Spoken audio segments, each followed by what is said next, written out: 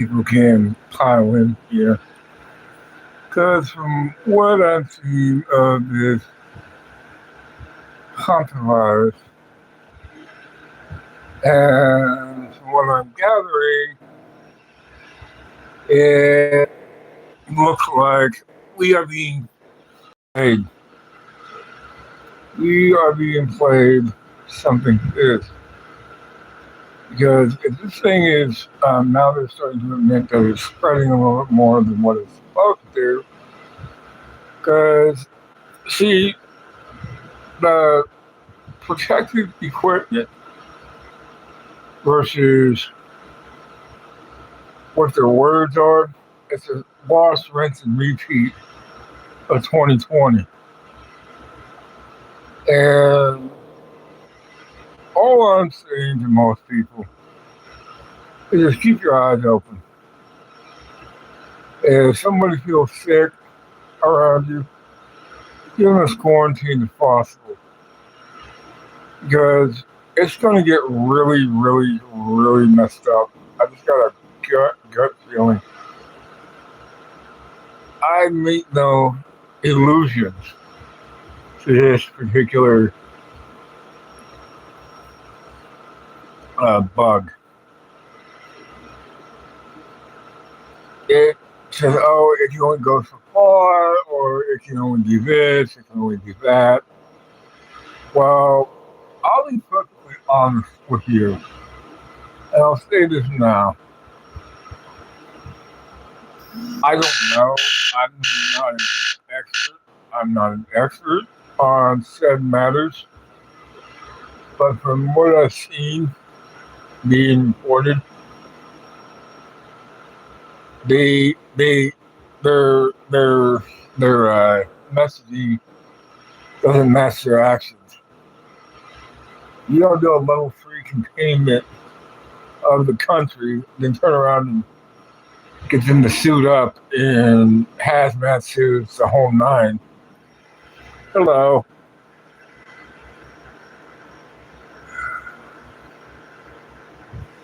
Something don't make sense with all this. What I'm driving at with all this is very simple. They are starting to prove, and I remember what Mr. Gates had said back in the day, that there will be another one while COVID was going on, the 2020 bug. And he said, oh, we'll get your attention with the next one. And you know what that told me? When this current iteration of said bug came out, something don't make sense. Something don't make sense. So if you like what I do, please like, please share, please subscribe. It would help me out greatly in the algorithm. Now I'm just new at this, still what I call green behind the ears, so to speak. But I'm trying my best. Now, from what I've seen of all the available data, it's a 50-50 deal with the entire damn thing. Now, you might look at me and say, well, I'm full of shite. And you might be right to a certain degree. We are all full of shite. But in the same breath, I know something is a cooking where it would make COVID look like a cold. And whatever this is, well, because when what we call Sleepy Joe, he literally said, and I believe it was in the Congress in 2022, that there will be a second pandemic. He did say that. Now, is this the one that's going to do it? I don't know. I honestly don't know. But I know what I'm doing to try to stay out of it, because COVID taught me a lot about people and how they treat one another when COVID hits. Some of them are nice, some of them are kind, some of them are, pardon the pun, full of shite. But and some of them are downright cruel. But I'll say this too. It really bothers me how some people during COVID, and now this is coming out. I've read some public sentiment on this particular deal. It has not bubbled up to me that they're not going to go along with said restrictions. And it's like they're saying, oh, business as usual, but the containment was similar to what Ebola under the Obama administration. Similar shit. So this tells me that there's something serious here. It's not the false bravado that has gone on with COVID. That is the honest truth. With COVID, we literally took a bazooka to a freaking fruit fly of a virus. But if this is 30 to 50% of case fatality rate, nah. Something don't smell right. Because their actions compared to their wording doesn't make sense. Now, I'm just some small-time nobody on this platform. But common sense is telling me that this is different. Because COVID looked like more of a cold. Now, as far as natural immunity, I don't know. But the likelihood that Rh negative people have a different susceptibility than people who are Rh positive. And you're wondering what the heck I mean by that, Rh positive. Rh positive comes from primates to a certain degree. But Rh negatives are something of non-worldly acronym. Hello, how are you? I'm just trying my best to make sense of all this junk. No, I'm not drunk. I have Parkinson's disease. Thank you very much. I think you meant drunk. I'm not sure. But it just, I don't see them shooting their load again like they did with with this. I don't see them shooting their load again in this country. But in countries that are up under the pandemic umbrella of the WHO, those countries will have to comply with an international body.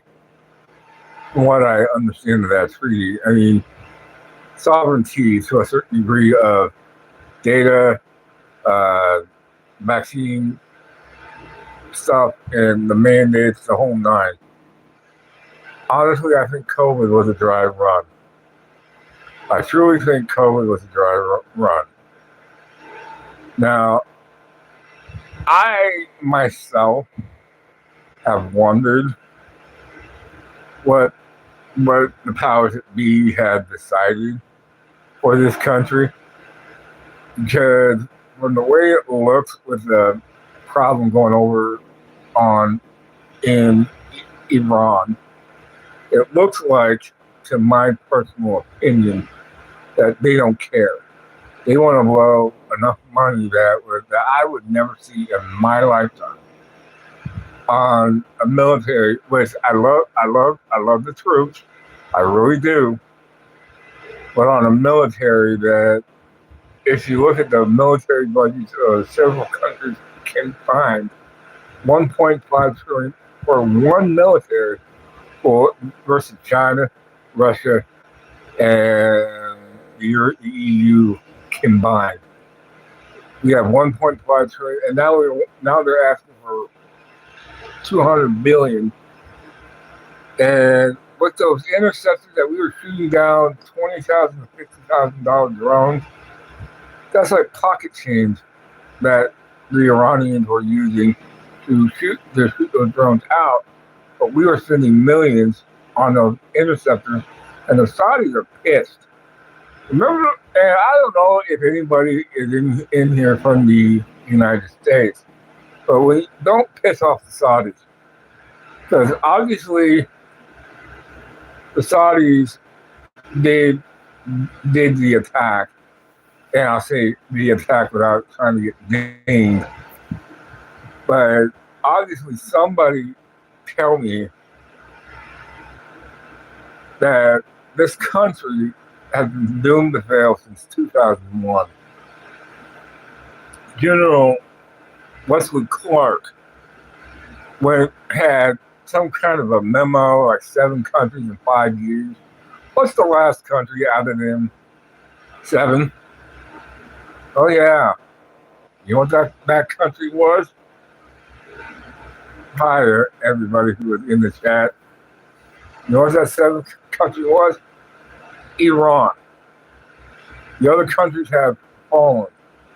And now it just seems like, in my humble opinion, as they're stopping an agenda that started in 2000. And to be perfectly honest with you, it makes me want to throw my hand up and say, why? Why is my country, since Bush to Trump, actually following the same neocon playbook that was followed up since 2000, 2001. And you can also see that when Hillary Clinton and Donald Trump were literally in the same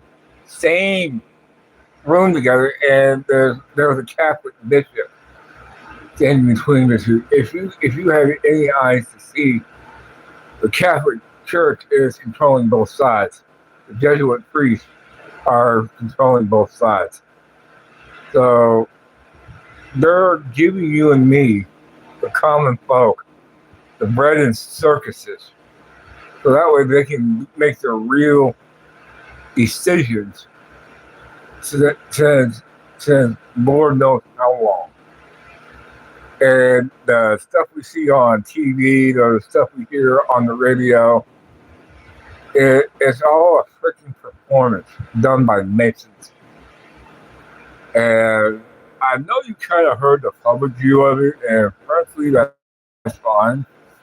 But if you notice, some rando off the street civilian cannot get in to be a police officer or be a sports broadcaster, be any other profession. You have to go through the Masonry hierarchy. And from what I've gathered over the years, it really, really, really makes my blood boil that these people have taken over this country and have used it in such a way to further their goals. And that's why I think Trump and Putin kind of had a conversation with only their interpreters, and that was it. I think it was Helsinki. And it seemed like a plan had been unfolding ever since then to rescue humanity from the clutches of whatever is on this planet. And it's been a biblical fight for Earth ever since. And what is fixing to come, I don't know. What I do know is this. Something don't add up. A lot of stuff doesn't add up. And what I'm driving at is this. If you happen to see this and think that I'm this off my rocker, fine. But if you like what I do, like, share, subscribe, and leave a comment, because it seems like 5 families control this planet. 5 families. And those 5 families, one of them being the Rothschilds, and I think one of them Bushes, one of them the Obamas, and another one the Clintons. It seems like those 5 American families, from what I understand, have made a pact with the ancient Egyptian pharaohs. But if you look at the money So if you go back to in biblical history,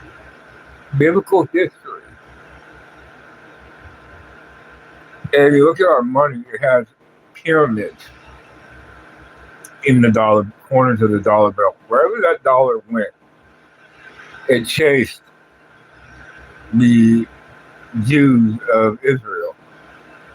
Because Pharaoh, back in his day, I think it was Ramses II, and his whole army wiped out.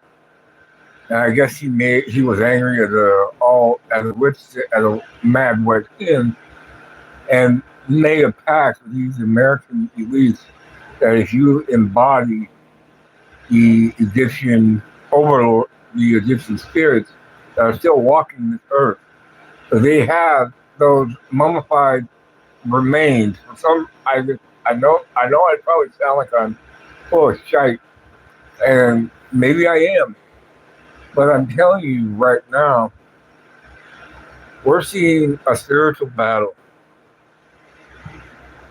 No, sir, it did not, but that's okay, because I believe God is in control. He has always been in control. And it seems like whether you're a Democrat in this country or a Republican, it's a well-scripted drama that is for the whole masses to see, whether you're in this country or internationally. It's a well-scripted drama that's going to fall forward to its conclusion. And that's the honest truth. This has been going on for at least 40 years of my life. The 40 years of my life, and it started under Reagan when he started to deregulate certain things, and it started to take out parts of the social safety net, and then turning around and creating what we have today. When was the last time that you remember? I know I was born during that administration, 1982, night after night. And you know what the weirdest part, my dear friend, is what was one of the biggest things he said? One of the 9 most terrible words in the English language. Hi, I'm from the government and I'm here to help. And there's a lot of truth to that.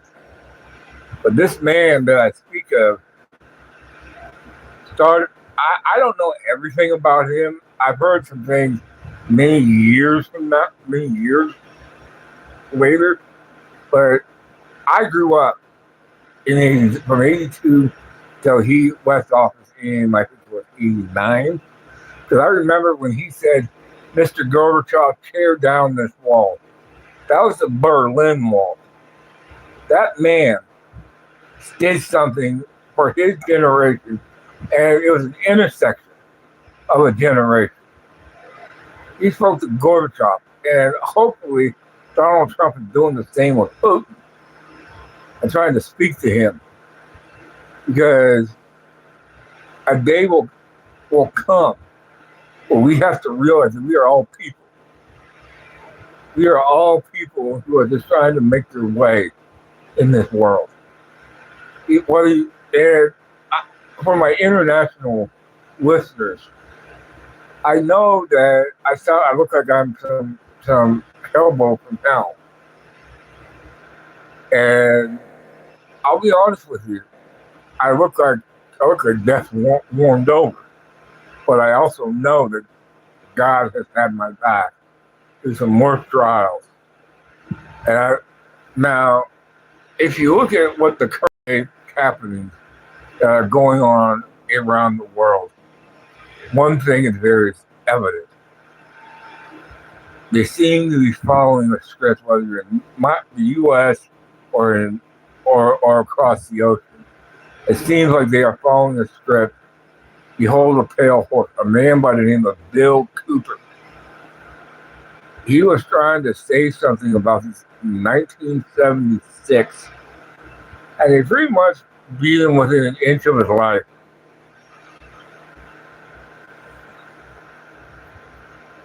Yes, I do. As a matter of fact, these smartphones, pardon the pun, like and electronic leaf, and it it you didn't have documentation of everything you did, from here to kingdom come, and people could go back years, and you could have done forgotten what you said, but it's out there. When it's on the internet is forever.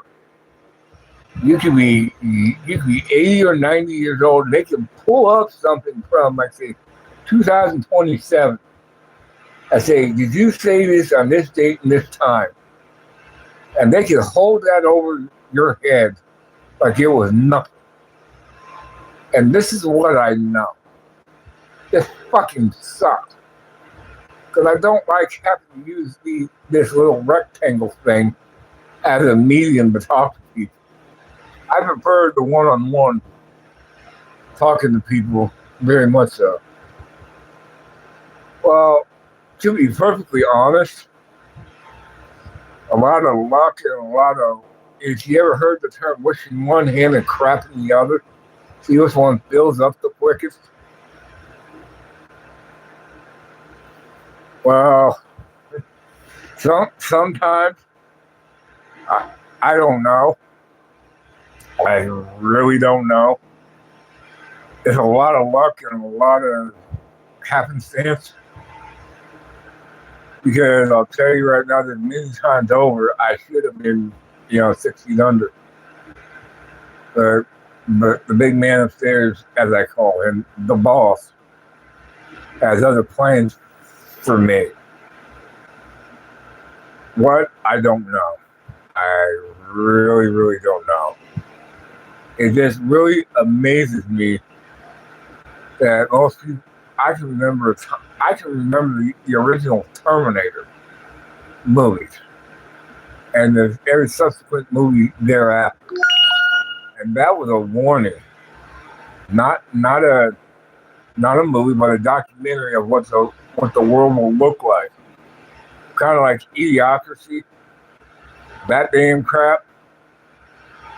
That, in my mind, was a warning to say, hey, this is the way the world's going to look like in, say, 20 or 30 years. Because I'll say this now, the world was different when I was growing up, and the way it is now, oh God, yes sir, I do. Freddie Flintstone, Barney Rubble, take your pick. Yeah, I mean, oh yeah. The Robinson family. Yeah, I know all about that stuff. Yeah, I've got an untapped well of TV knowledge from about '82 until current day, but I don't watch TV much anymore. It just really, really amazes me how much the world has changed in my 43 years on this planet. There are the old Bugs Bunny and Daffy Duck, DuckTales, that sort of thing. He-Man, G.I. Joe. Now, do you see what I'm getting at? It just really amazes me how much the world has changed since I was a kid. And, oh God, you want to talk about music? Sure. Yeah. Because the music that you get on, say wherever you get your music from, like, say, Amazon or YouTube or whatever, it doesn't have the same feel. It doesn't have the same rhythm that it did back in the 80s. You could actually feel the notes in the 80s. This doesn't have the same flagger. It doesn't have the same anything. And video games, oh God, that's a whole, yeah, Richie Valens. Yeah, can't sing worth a crap, but he actually came out of a plane, Clear Lake, Iowa, during a snowstorm. Clear Lake. It was a rinky-dink hole-in-the-wall airport out of Clear Lake, Iowa. Either Clear Lake or Crystal Lake, one or the other. It was Buddy Holly and all that crew. So yeah, so I thank you guys for tuning in, and I'll come at you real soon.